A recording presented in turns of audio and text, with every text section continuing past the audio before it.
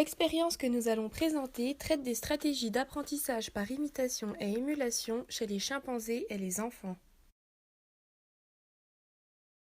Un certain nombre d'études ont trouvé des preuves à l'imitation chez les chimpanzés, dont beaucoup ont impliqué la manipulation des objets. L'imitation est la reproduction des comportements observés pour obtenir le résultat final sans prendre en compte les liens de causalité. En revanche, les études qui ont impliqué l'utilisation d'outils ont souvent échoué à montrer l'imitation, mais ont plus montré l'émulation. L'émulation est l'apprentissage des résultats des actions plutôt que des comportements. Il faut prendre en compte la perception de l'information sur les relations causales. Est-ce que les chimpanzés et les enfants utilisent l'imitation ou l'émulation selon la disponibilité de l'information causale ?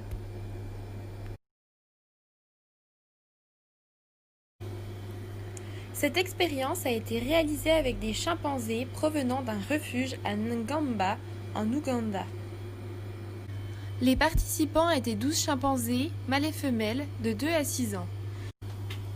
La situation d'expérimentation consistait en 2 boîtes structurellement identiques, l'une transparente et l'autre opaque, à l'intérieur desquelles était placée une récompense sous forme de nourriture. Chaque boîte comprenait une ouverture sur le dessus et une autre sur la face avant. L'une et l'autre étaient fermées par un dispositif. Cependant, seules les actions dirigées vers l'ouverture de la face avant permettaient d'atteindre la récompense. Une barrière était placée après l'ouverture supérieure. Lors de l'expérimentation, les sujets observaient tout d'abord une démonstration effectuée par un humain qui utilisait un outil pour atteindre la récompense. Il effectuait tout d'abord une série d'actions non pertinentes dirigées vers l'ouverture du dessus de la boîte. Puis, des actions pertinentes dirigées vers l'ouverture à l'avant de la boîte.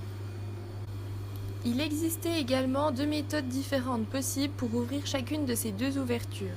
Par exemple, tirer ou soulever la porte selon la méthode. Les chimpanzés étaient divisés en 2 groupes auxquels on montrait soit la méthode A, soit la méthode B. Les sujets étaient exposés au total à 5 démonstrations et il leur était accordé 3 essais. L'expérimentation était conduite dans 2 conditions. Avec la boîte opaque, dans laquelle aucune information causale n'était disponible, et avec la boîte transparente, dans laquelle, au contraire, le sujet pouvait voir l'intérieur de la boîte et percevoir que les actions dirigées vers le haut n'étaient pas nécessaires. Une partie des sujets interagissait d'abord avec la boîte opaque, puis avec la boîte transparente, dans le but de déterminer si différentes stratégies d'apprentissage social étaient utilisées. Pour être sûr que l'ordre de présentation n'avait pas d'influence, 2 autres groupes commençaient par la boîte transparente, puis la boîte opaque. Les sujets ayant commencé par la boîte opaque ont produit plus d'actions non pertinentes que les sujets ayant commencé par la boîte transparente. Cette différence entre les actions pertinentes et non pertinentes n'est significative que dans le cas des boîtes opaques.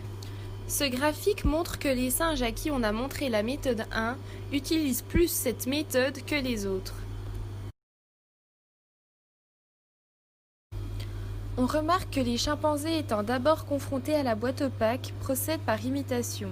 L'information causale n'étant pas disponible, ils reproduisent aussi les actions non pertinentes. Cependant, lorsqu'ils sont ensuite confrontés à la boîte transparente, on observe une baisse des actions non pertinentes. Ils utilisent les informations causales et procèdent donc par émulation.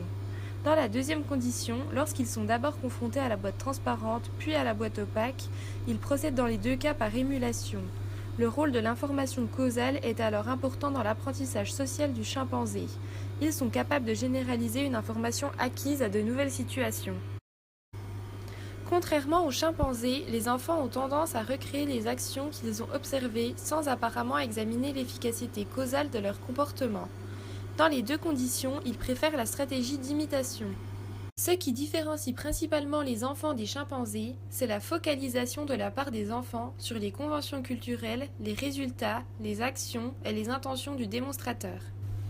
En effet, l'apprentissage par imitation permet l'accumulation culturelle et ceci semble réservé aux humains. Chez les singes, toute forme de transmission culturelle sont exclues.